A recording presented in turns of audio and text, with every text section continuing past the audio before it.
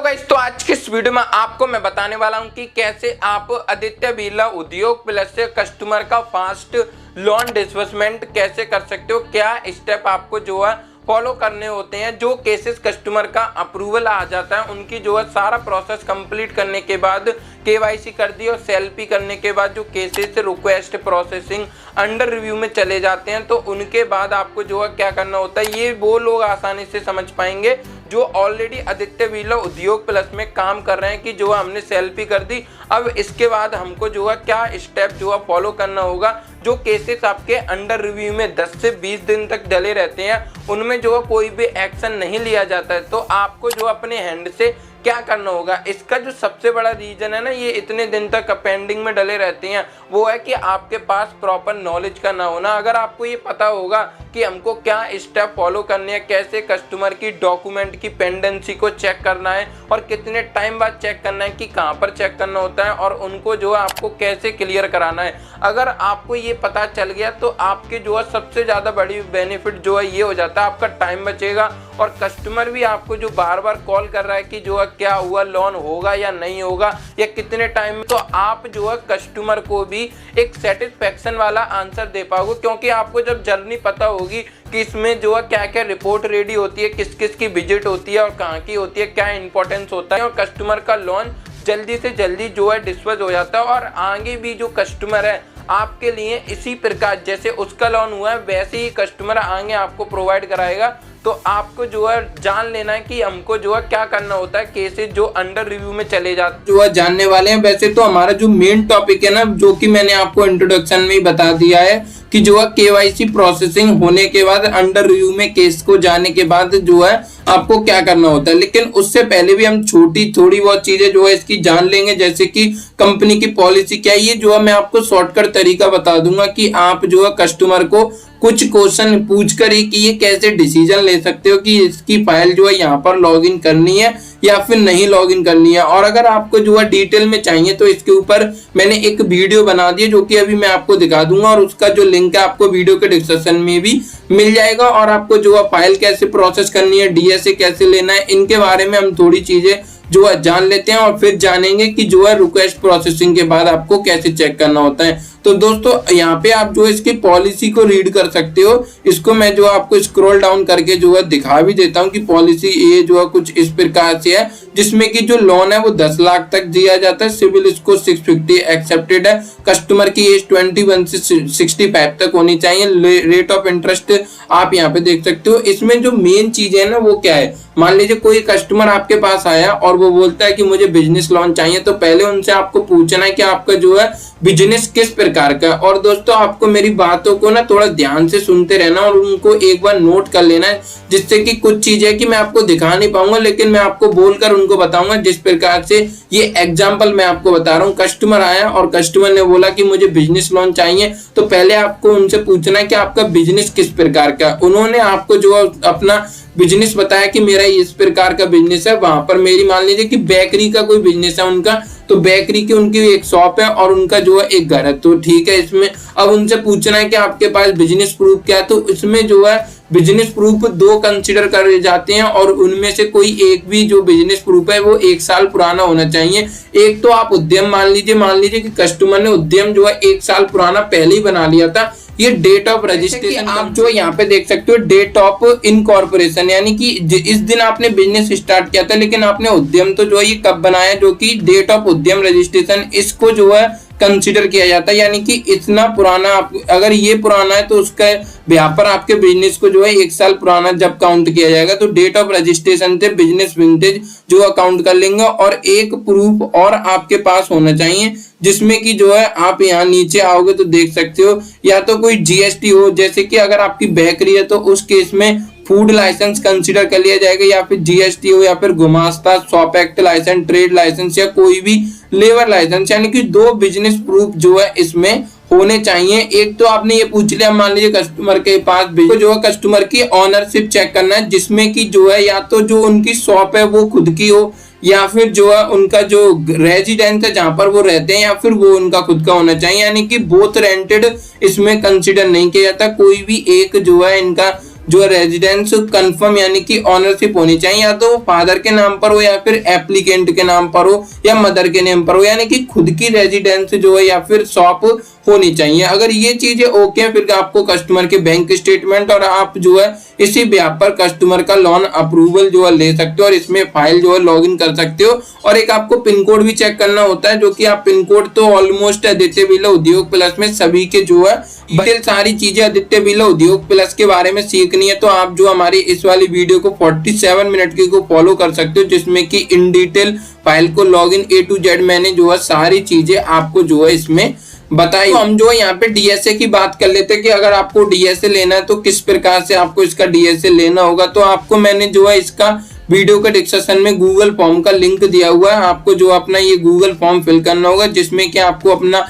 Full name, mobile number, एक alternate mobile number, email ID, date of birth, PAN card number, complete address, pin code, city, state, account holder name, account IFSC code और submit कर देना है with in 24 our या फिर same day ही mail पर जो ID password है वो जो है सेंड कर दिए जाएंगे। कुछ इस प्रकार से आईडी पासवर्ड आपको सेंड किए जाएंगे जहां पर कि आपकी आईडी भी लिखी होगी और आपका जो पासवर्ड है वो भी लिखा हुआ होगा। और यहाँ पर आपको जो है क्लिक एयर पे क्लिक करके आप जो है पोर्टल भी ओपन कर सकते हो। जो पोर्टल इसका आदित्य बिरला पोर्टल से रिलेटेड भी बता देता हूँ कि जैसे कि कुछ क्वेश्चन होंगे अगर न्यू लोग है तो आदित्य बिरला मान लीजिए कि किस प्रकार का लोन करता है। आदित्य बिरला जो है उद्योग प्लस में बिजनेस लोन प्रोवाइड कराता है ओनली। और आप पूछोगे कि इसकी फाइल कैसे प्रोसेस होती है, तो इसके लिए पोर्टल भी होता है और लिंक होती है, जो कि अगर आप पोर्टल बनाओगे तो लिंक आपकी ऑटोमेटिकली बन जाएगी। तो पोर्टल का जो URL है वो जिस प्रकार से होता है आदित्य बिरला फिनवॉक्स प्लेटफॉर्म.finvox।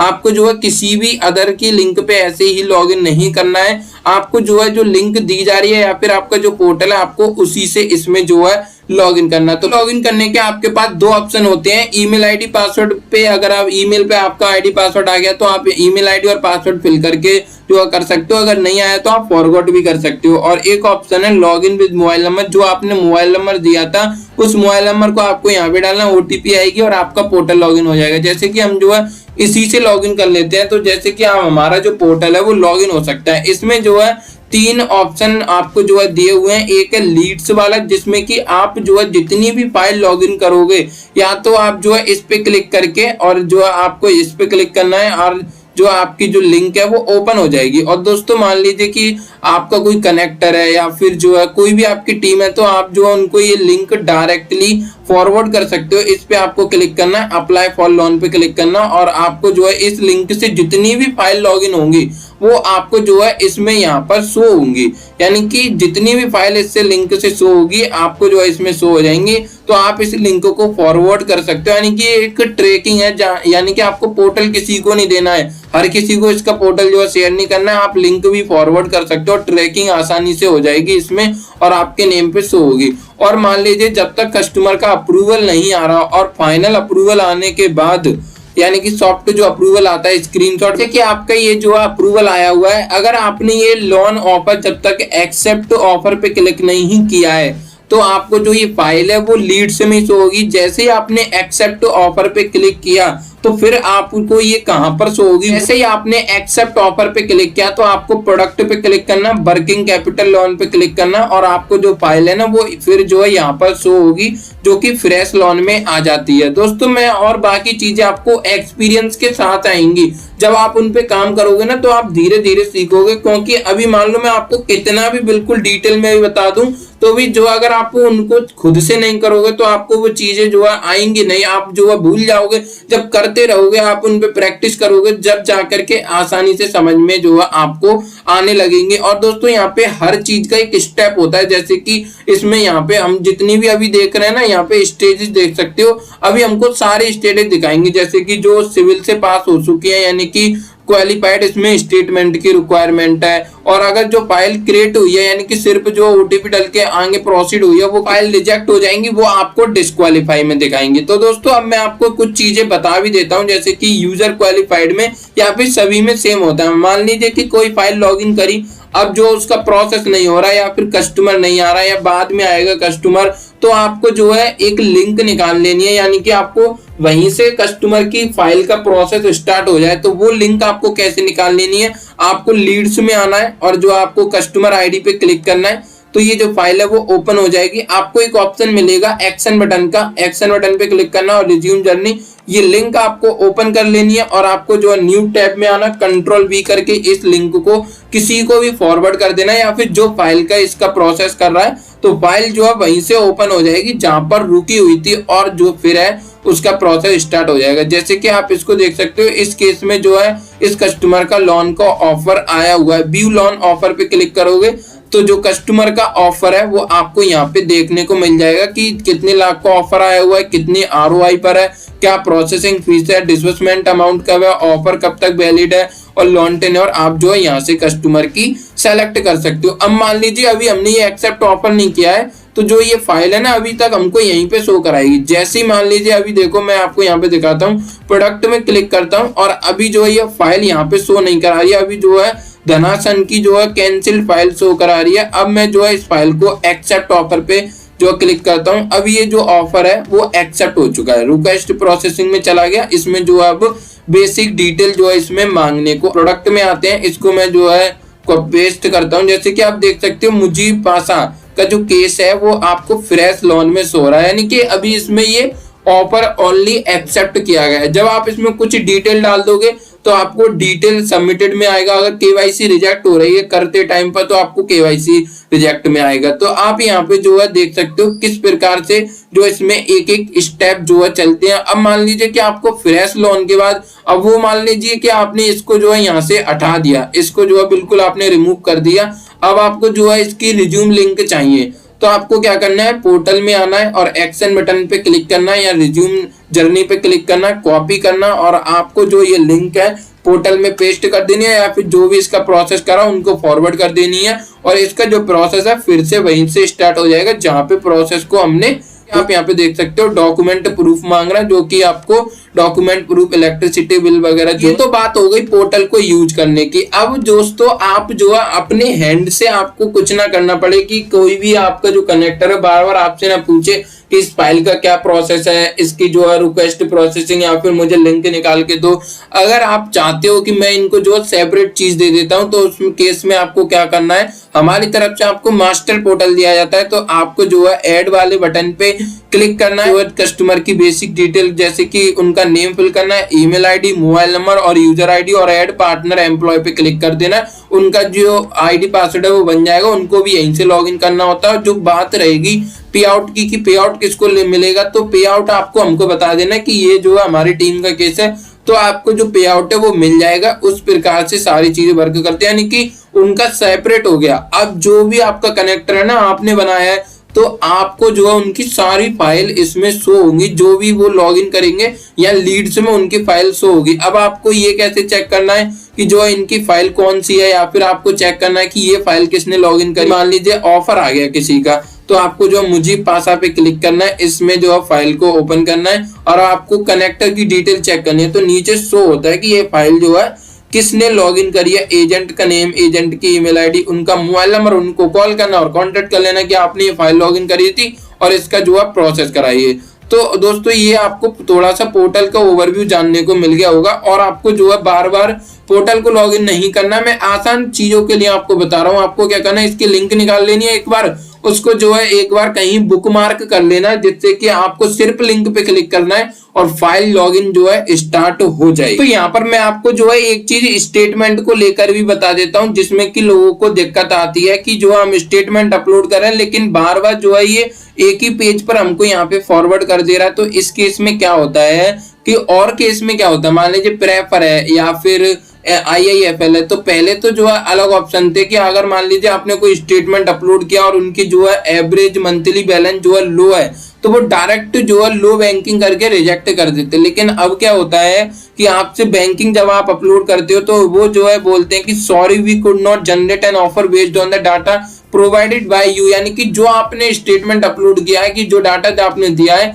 हम उस पे जो है ऑफर जनरेट नहीं कर सकते हैं। तो आप अगर कोई और अदर बैंकिंग है, यानी कि आपके पास एक और 2-3 ऑप्शन देते हैं कि ये स्टेटमेंट अपलोड नहीं करिए, जो आप प्रोवाइड करा रहे हो इससे हम ऑफर नहीं दे सकते हैं, दूसरा अपलोड कर दीजिए, यानी कि फाइल डायरेक्ट रिजेक्ट नहीं करते हैं। इस केस में आप कस्टमर का दूसरी बैंकिंग अपलोड करके ऑफर ले सकते हो, अगर अवेलेबल है तो मान लीजिए। बहुत से कस्टमर दो अकाउंट से जो है बिजनेस करते हैं, तो उस केस में कंफ्यूजन होती है कि इस अकाउंट से अच्छा ऑफर आ जाएगा या फिर इस अकाउंट से अच्छा ऑफर आ जाएगा। तो उस केस में आपको जो है कंफ्यूजन नहीं क्रिएट करनी है, एक बार उस स्टेटमेंट को अपलोड कर लेना है, एक बार उस स्टेटमेंट को अगर जो है उस पे जनरेट ऑफर नहीं होता है तो स्टेटमेंट की ये प्रॉब्लम अगर आती है तो आप समझ जाना कि ये हमको ऑप्शन दे रहा है, हम बैंकिंग अपलोड कर रहे हैं तो जो है अच्छी बैंकिंग नहीं है। इस वजह से ये जो है दिक्कत जो है लोगों को यहाँ पर भी आती है बिजनेस इंफॉर्मेशन देने में। तो दोस्तों यहाँ पे क्या करना है, मान लीजिए कि जीएसटी नहीं है किसी के पास, अगर उद्यम भी है ना तो उद्यम की डिटेल आपको फिल नहीं करनी, क्योंकि बहुत लोगों ने क्या क्या है, अगर उद्यम की एक भी अगर वर्ड मिस्टेक होती है ना तो उसकी जो डिटेल है वो ऑटोमेटिकली उद्यम की वेबसाइट से फैच कर लेता है और उसको जो है फिर बैक करने का कोई भी ऑप्शन नहीं होता और उस केस में जो फाइल है वो रिजेक्ट हो जाती है। तो आप जो है करो नहीं, बाद में आपसे ये उद्यम जो है ले लिया जाएगा। अगर जीएसटी नहीं है कस्टमर के पास, जैसे कि अगर कोई गुमास्ता है, trade licence, shop act licence, अगर कोई भी ये लाइसेंस है तो आपको जो है इस स्टेप को स्किप दिस स्टेप पे क्लिक करके स्किप कर देना और आगे जो भी सबसे ज्यादा दिक्कत आती है बिजनेस डिटेल फिल करने में, तो आपको जो है बिजनेस डिटेल में सबसे पहले तो प्रोपराइटर जो कस्टमर का है, अगर इंडिविजुअली बिजनेस करते हैं तो प्रोपराइटरशिप आपको सेलेक्ट कर लेना और नेचर ऑफ बिजनेस किस प्रकार का है, वो मैन्युफैक्चर करते हैं कोई प्रोडक्ट या फिर कोई ट्रेडिंग या फिर कोई सर्विसेज है तो उसके अकॉर्डिंग डाल देना। अगर कोई ऑटोमोबाइल्स की शॉप है, अगर उनका कोई सर्विस का काम है तो वो उसके अकॉर्डिंग फिल करना होता है, जो बिजनेस प्रूफ पे मेंशन होता है। उद्यम पे भी लिखा होता है कि जो है मैन्युफैक्चरिंग है या फिर सर्विसेज है, तो वो आपको जो है इसमें सेलेक्ट कर लेना और यहाँ पे आना है आपको टाइप नेचर ऑफ बिजनेस में सेलेक्ट करने का। उसके बाद इंडस्ट्री में आपको जो है अगर ऑटोमेटिकली आ जाता है तो कोई दिक्कत ही नहीं है, उस केस में आपको कुछ करना ही नहीं है। वैसे आपको जो है यहाँ पे इंडस्ट्री में जैसे कि मान लो क्लोथ का बिजनेस है तो आपको क्लोथ टाइप करना है और जो है CLO तो इतना ही डालोगे ना तो ऑटोमेटिकली आपको सजेशन देगा, तो सजेशन में से सेलेक्ट करना होता है। ये नहीं कि आप जो है पूरा अपने अकॉर्डिंग फिल करो तो वो उसको इनवैलिड मांगता है, सजेशन में से आपको सेलेक्ट करना होता है। उसके बाद सब इंडस्ट्री भी ऑटोमेटिकली उसके अकॉर्डिंग ही आती है, तो आपको उसमें भी क्लोथ फिल करना है या फिर जो भी बिजनेस है ना उसकी रिगार्डिंग, जैसे टेक्सटाइल का बिजनेस उसके अकॉर्डिंग आपको फिल करना है और बिजनेस नेम यहाँ पे फिल कर देना, डेट ऑफ इनकॉर्पोरेशन या फिर रजिस्ट्रेशन इसमें आपको जो है फिल कर देनी है और आपको नहीं। तो हम जो है यहाँ पे अपने मेन टॉपिक पे आ जाते हैं कि जो है रिक्वेस्ट प्रोसेसिंग के बाद जो केसेस अंडर रिव्यू में चले जाते हैं, मैं फिल्टर लगा लेता हूँ। अब हमारे सामने सभी वो केस आ चुके हैं जो अंडर रिव्यू में जो है जा चुके हैं, जैसे कि अब जो है अंडर रिव्यू में जा चुके हैं। ये अंडर रिव्यू में कब जाते हैं, जब कस्टमर की सेल्फी KYC हो जाती है और सेल्फी के बाद ऑटोमेटिकली अंडर रिव्यू में चले जाते हैं। मैं आपको दिखा भी देता हूं, अगर आपके पास जो है सेल्फी कर दी आपने, फिर आपके पास जो है ये ऑप्शन आएगा, इससे आगे आपको कुछ नहीं करना होता, फिर आपको वेट करना होता है। जो भी कनेक्टर है या फिर जो भी एजेंट है वो आप यहाँ देख सकते हो, आपको फिर वेट करना है। यहाँ पे रिक्वेस्ट प्रोसेसिंग में आपको ये दिखाएगा, कुछ नहीं करना, अब आपको सिर्फ वेट करना है। ये फाइनल अप्रूवल आता है जो कि मेल करके लेना होता है। मैं अब आपको दिखा देता हूँ डॉक्यूमेंट की पेंडेंसी आपको उधर विदिन 24 आवर चेक करनी होती है। ये काम करने के बाद सेल्फी कर दी, फिर आपको 24 घंटे बाद चेक करना होता है, या फिर आपके पास पोर्टल है तो आप जो चेक करते रहो। 1 से 2 घंटे में तो नहीं आती है, मिनिमम 10 से 12 घंटे तो लग ही जाते हैं। जो है सभी रिक्वेस्ट अंडर प्रोसेसिंग वाले केस जो है ओपन कर लिए हैं। अब जो हम इनकी एक एक करके पेंडेंसी चेक करते हैं कि क्या इनकी डॉक्यूमेंट की पेंडेंसी आई हुई है, कि इनको अब क्या डॉक्यूमेंट चाहिए जो कि केस को मूव करने के लिए। तो उसमें केस को मूव करने के लिए जो डॉक्यूमेंट्स है ना, आप यहाँ पे देख सकते हो, आपको सारी डिटेल देखने को मिलती है। उस केस में आपको आना है नोट्स वाले सेक्शन में। नोट्स पे आप जैसे ही क्लिक करोगे तो यहाँ पर जो है आपकी सारी जो पेंडेंसी है ना वो आती हैं। जैसे कि सबसे पहले जो पेंडेंसी आई है, जैसे कि आप इस पे भी क्लिक करके चेक कर सकते हो, अदरवाइज आप जो है लास्ट वाले ऑप्शन में नोट्स में आके भी चेक कर सकते हो। 1 ईयर बिजनेस विंटेज रिक्वायर्ड, यानी कि 1 साल पुराना बिजनेस प्रूफ चाहिए विंटेज, और अरेंज क्रेडिट PD, यानी कि एक क्रेडिट की PD होगी जिसमें कि पर्सनल डिस्कशन, क्लियर कॉपी और of on house proof, clear copy required, यानी कि 1 साल का बिजनेस प्रूफ और PD अरेंज जो करी जाएगी जिसमें कि जो है ऑटोमेटिकली इनिशिएट हो जाएगी PD और फिर जो है एक हाउस का ओनरशिप प्रूफ चाहिए, जिसमें कि इलेक्ट्रिसिटी बिल या फिर जो भी उसका प्रूफ है जहां पर कस्टमर रहता है वो प्रूफ आपको जो है देना होगा। तो इस केस में ये चीजें आपको जो है प्रोवाइड करानी है। Complete business name is different, proper 1 year business vintage required, यानी कि जो बिजनेस प्रूफ प्रोवाइड कराया, जो बिजनेस प्रूफ प्रोवाइड कराया उस पे जो कंप्लीट बिजनेस का नेम है ना वो अलग है, तो दूसरा प्रोवाइड कराइए। तो इसमें फिर आरसीयू की क्वेरी आई है कि लेवल लाइसेंस। अब आप कहोगे कि ये क्लियर कैसे करानी है। मान लीजिए हमको पता तो चल गया कि 1 साल पुराना ये चाहिए वो चाहिए जो भी चाहिए, तो अब आपको क्लियर कैसे करानी है। उसके बाद मान लीजिए ये पेंडेंसी आ गई, फिर आपको आना है एडिशनल वाले डॉक्यूमेंट्स में। एडिशनल वाले डॉक्यूमेंट्स में आप जैसे क्लिक करोगे तो जो पेंडेंसी है ना वो आपको जो है यहाँ पर आके क्लियर करानी होती है। जैसे कि इसमें डॉक्यूमेंट आप देख सकते हो, जो डॉक्यूमेंट है वो इसमें अटैच किए गए हैं। तो आपको कैसे अटैच करने हैं, आप अपने खुद हैंड से कर सकते हो। और कुछ चीजें तो ऐसी होती हैं, जैसे कि मान लीजिए आपके पास कस्टमर का सारी चीजें होके हैं तो बिजली बिल नहीं लिया जाता है पहले जब आप प्रोसेस कर रहे हो, तो आपको जो है उसी दिन अपलोड कर देने जिस दिन आप सेल्फी का सारा काम कर दे। तो जैसे कि उद्यम आपको विद एनेक्सर अपलोड कर देना है, एडिशनल वाले डॉक्यूमेंट में आके जीएसटी अपलोड कर देनी अगर है तो, यानी बिजनेस प्रूफ सारे ओके करके आपको पहले ही अपलोड कर देने। पेंडेंसी का आपको बेटी नहीं करना, उनको मिल जाएंगी ये चीजें तो उस चीज की पेंडेंसी नहीं आएगी। तो अगर मान लो आप फिर भी जो बाद में कर रहे हो जब पेंडेंसी आनी है तो आप जो है पता चल गई आपको, फिर आपको क्या करना है, यहाँ पे क्रेडिट 1 पे आपको क्लिक कर देना, यहाँ पे कमेंट डाल देना। मान लीजिए आप उद्यम अपलोड कर रहे हो तो आपको जो इसमें उद्यम टाइप करना और जो डॉक्यूमेंट है वो आपको यहाँ पे अटैच करना और अपलोड कर देना। वो डॉक्यूमेंट यहाँ पे जो है अटैच हो जाएगा। फिर आप जो है यहाँ पे देख सकते हो नोट्स वाले सेक्शन में आएंगे, आरसीयू की क्वेरी आई है, level licence, Aadhaar, property tax verified only online hands screen, यानी कि आरसीयू ने जो लेवल लाइसेंस है इसमें जो है सारी चीजें एकदम ट्रांसपेरेंसी के साथ चेक करी जाती हैं। मान लीजिए अगर उद्यम है तो वो उद्यम की साइड पे वेरीफाई करा जाता है कि जो कस्टमर ने उद्यम दिया है वो एडिटेड तो नहीं है। तो आपको ये चीजें चेक कर लेनी है पहले ही कि जो बाद में दिक्कत ना है आरसीयू की।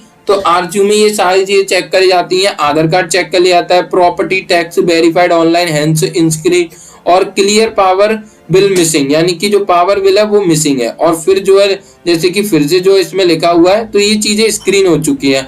अभी जो है इसमें अब आरएम को आपको बोलना है कि अब हमको क्या करना है, यानी कि जो कोड आपने डाला था वो कोड आगे मैं बता दूंगा कोड क्या है हमारा। आपको व्हाट्सएप और टेलीग्राम ज्वाइन कर लेना, वहीं पे कोड मिलेगा। जब आप फाइल लॉगिन करते हो ना ओटीपी के बाद आपको एक ऑप्शन होता है आर यू असाइटेड, तो आप जब आर यू असाइटेड पे क्लिक करोगे तो आपको एक कोड डालने का ऑप्शन आता है, तो वो कोड डालना होता है। तो उन्हीं के अंडर आपकी फाइल मैप हो जाती है, तो ऑटोमेटिकली जो आरएम है वो आपसे कांटेक्ट कर लेते हैं और आपको हमारे आरएम कोड जो है मिल जाएगा। और आप चाहो तो अपने आरएम के साथ भी कर सकते हो, अपने लोकल किसी भी नियर बाय आरएम के साथ कर सकते हो। तो इस प्रकार से इसमें ये पेंडेंसी आती है और आपको क्लियर करानी होती है। एक एक करके हम सभी की चेक करते हैं जिससे कि आपको चीजें एकदम क्लियर हो जाए आसानी से। अभी जैसे कि नोट्स पे हम आएंगे तो इनकी जो है अभी कोई भी पेंडेंसी नहीं आई है तो हम इसको जो है हटा देते हैं, इसका आपको कुछ टाइम चार्ज चेक करना है। अब इनकी भी देख सकते हो, इनकी भी कोई पेंडेंसी नहीं आई है। अब इनकी भी देख सकते हो कि केस स्क्रीन हो चुका है, यानी कि जो केस की डिटेल आपने प्रोवाइड कराई थी वो कुछ चीजें चेक हो गई, इससे आपको आरएम को बता देना है। फिर जो है इसमें भी कोई पेंडेंसी नहीं आई है। अब जो है इसमें आ जाते हैं, इसमें जो है पेंडेंसी आई हुई है और क्लियर जो है करानी होती है। क्लियर नहीं करा हुआ कि केस जब तक जो है मूव नहीं होगा।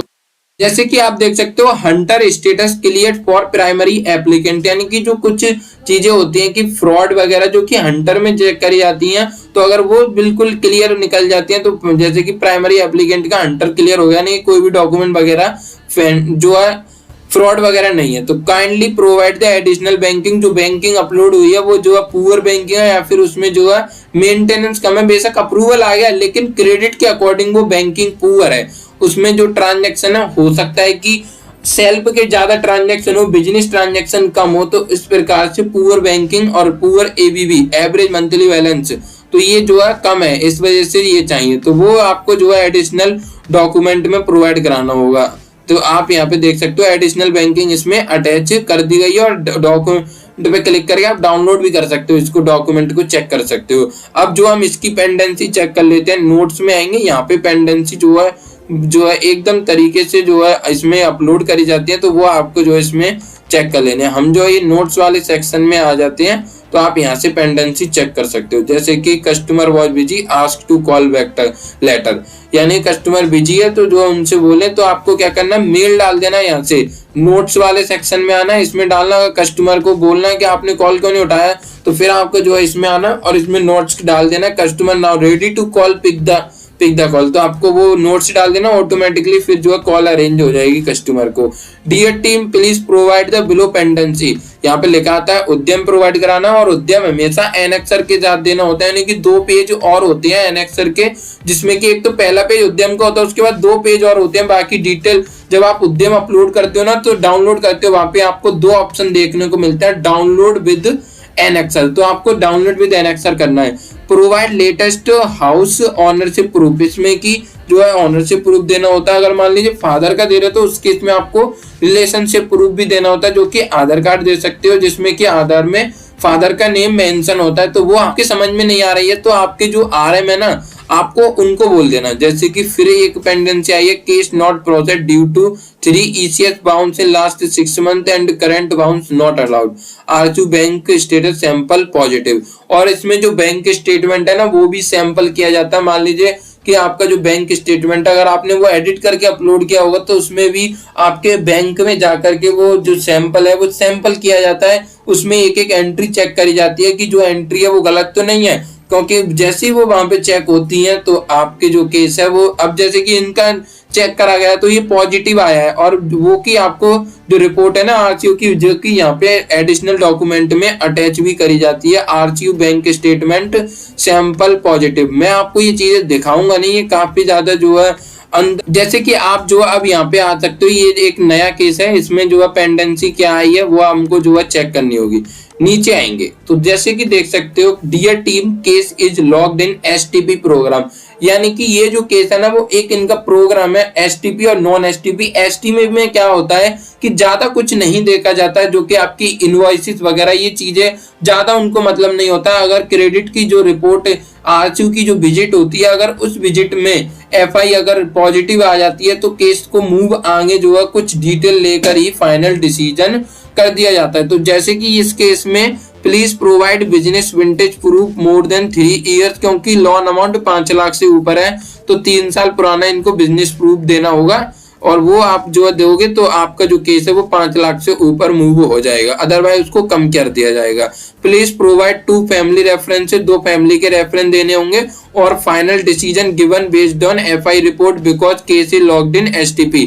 फाइनल डिसीजन जो है एफआई रिपोर्ट के उस पे आएगा, क्योंकि केस जो है लॉग्ड इन एसटीपी में लॉग इन हुआ। अगर आप समझो आसान भाषा में कि जो है एसटीपी क्या है, तो एसटीपी का मतलब सिंपल ये है कि आसानी से केस मूव हो जाएगा, ज्यादा कुछ इस केस में देखा नहीं जाएगा। Primary applicant enter status clear, फिर जो इसमें आरसीयू स्टेटस की क्वेरी आई है जिसमें कि 3 साल का business proof, kindly provide residence address on applicant form in system, तो जो है वो प्रोवाइड कराना होगा। Dear team we have reinitiate FI once report will receive we will process as per STP.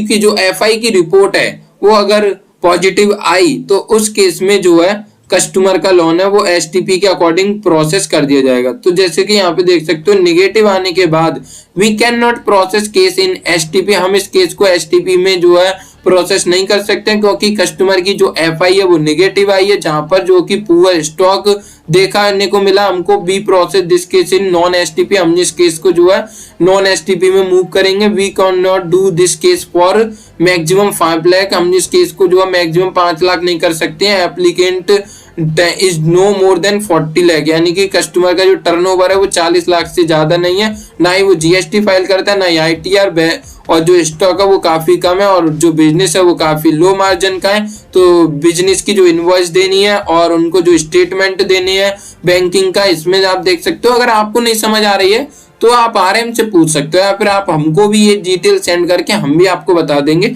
और 2 रेफरेंसेस, 2 बिजनेस के रेफरेंसेस, और credit manager की विजिट होने के बाद जब वो डिसीजन करेंगे। और ये लोन था 5 लाख से ऊपर 10 लाख का, अब जो है इसको नॉन एसटीपी के बाद लेंडर ने इसको 5 लाख का कर दिया है। क्योंकि आप देख सकते हो अगर ये डॉक्यूमेंट प्रोवाइड कराते हैं तो ये केस मूव होगा, अगर नहीं कराते हैं एडिशनल डॉक्यूमेंट में तो ये केस रिजेक्ट हो जाएगा। जैसे कि आप यहाँ देख सकते हो सारी रिपोर्ट जो है इसमें अटैच करी जाती है। अब दोस्तों आपको ये तो समझ आ गया कि पेंडेंसी कैसे चेक करनी है, अब क्लियर कैसे करानी है। अब मैं आपको वो 2-3 केस वो दिखा देता हूँ जिनमें कि क्या है कि वो केस डिस्बर्स भी हो चुके हैं। ये सभी अंडर रिव्यू वाले केस हैं और जो डिस्बर्स हो चुके हैं वो केस में आपको जो है यहाँ पे दिखा। ये सभी वो केस हैं जो कस्टमर के अकाउंट में पैसा क्रेडिट जो है हो चुका और उनकी पेंडेंसी कैसे आई थी और कैसे जो है क्लियर हुई थी।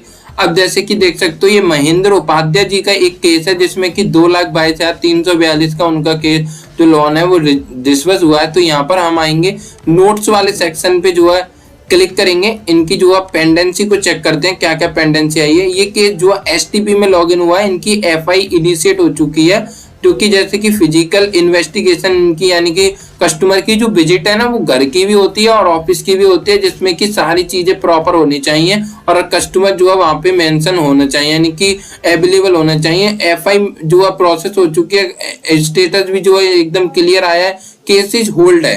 अब firm address mismatch on Udyam as per mentioned on portal, यानी कि जो फर्म का एड्रेस है वो मिसमैच है जो कि यहाँ दे सकते हो query has been resolve case screen. Documents में आएंगे यहाँ पर जैसे कि आप जो है देख सकते हो कि कस्टमर की जो है प्रोसेस प्लीज प्रोसेस यहाँ पे लिखा हुआ है। ऑनलाइन चेक जितने भी जो चेकिंग होती है वो जो है वो भी अटैच करी जाती है केस को स्क्रीन करने के लिए। चलिए मैं आपको जो उन चीजों को भी थोड़ा दिखा देता हूँ, उनका ओवरव्यू ले लेते हैं जिससे कि आपको समझ आ जाए कि कैसे सारी चीजें चेक करी जाती हैं। फिर भी आप उनको अपने हैंड से भी चेक कर सकते हो। बहुत सारी चीजें जो कि इसमें चेक करी जाती हैं, सिविल है, उद्यम है, कस्टमर के ऊपर कोई केस तो नहीं है, ये सब कुछ इसमें जो है चेक करा जाता है। ये जो है कस्टमर की रेजिडेंस की और ऑफिस की जो है विजिट है यानी कि इन्वेस्टिगेशन है जो कि इसमें आपको दी जाती है और एक अप्रूवल भी डालना होता है जो कि आपका काम नहीं है, वो आरएम का काम है। और जो चीजें नहीं समझ आए ना वो आप आरएम को प्रोवाइड कराइए, कोई भी दिक्कत नहीं है। जैसे कि इसमें देख सकते हो जो विजिट होती है कस्टमर की पूरी रिपोर्ट तैयार होती है और उसमें सारी चीजें जो है मेंशन करी जाती हैं, कितना बिजनेस था, कितने लोग काम कर रहे थे और क्या क्या देखा गया था, जो फोटो खींचा जाता है वो A to Z इसमें जो है देखा जाता है। जैसे कि यहाँ पे आप देख सकते हो इस प्रकार से कस्टमर की जो पेंडेंसी है वो चेक करी जाती है। ये 4,99,000 का एक केस है। हम जो है नीचे आएंगे यहाँ पे नोट्स वाले सेक्शन में क्लिक करेंगे, इनकी पेंडेंसी देखेंगे क्या क्या पेंडेंसी आई है वो क्लियर करानी है और आप जो है क्लियर करा के आप जो है उनका केस जो है डिस्बर्स हो जाएगा। और जैसे कि एक ये केस है, उनकी नोट्स में आएंगे, पेंडेंसी चेक करेंगे, पेंडेंसी चेक करने के बाद डिटेल प्रोवाइड कराएंगे। आपको समझ नहीं आ रहा है तो आरएम को दीजिए और आरएम जो है क्लियर करा देंगे, लेकिन डॉक्यूमेंट जो मांगे जा रहे हैं वो देने होंगे। आप यहाँ पे जो है सभी डॉक्यूमेंट्स जो है देख सकते हो कैसे कैसे चेक जो है किए जाते हैं। तो मैं उम्मीद करता हूं कि आपको ये वीडियो पसंद आई होगी। अगर आपको ये वीडियो पसंद आई हो तो वीडियो को लाइक कर देना, चैनल को जो है सब्सक्राइब कर लेना। हमने जो है सारी चीजें आपको A to Z समझा दी हैं और वैसे तो कोई दिक्कत अभी आएगी नहीं। अगर आए तो फिर भी आप हमको जो है कांटेक्ट कर सकते हो, जो दिक्कत आए आपको हमको बताना है, उसके ब्याह पर हम आपको जो है वीडियो क्रिएट करके देंगे। और आपने अभी तक हमारे चैनल को सब्सक्राइब नहीं किया तो चैनल को सब्सक्राइब कर लीजिए, वीडियो को लाइक कर दीजिए और आपने व्हाट्सएप ग्रुप और टेलीग्राम को भी ज्वाइन नहीं किया है क्योंकि उसमें सबसे पहले अपडेट आते हैं। यहाँ तो बाद में पता चलता है, अभी 2 महीने बाद हमारी ये वीडियो क्रिएट हो रही है लेकिन अपडेट उसमें जो है टाइम टू टाइम आते रहते हैं, तो उनको आपको जरूर से ज्वाइन कर लेना है। तो मिलते हैं अगली वीडियो, तब तक के लिए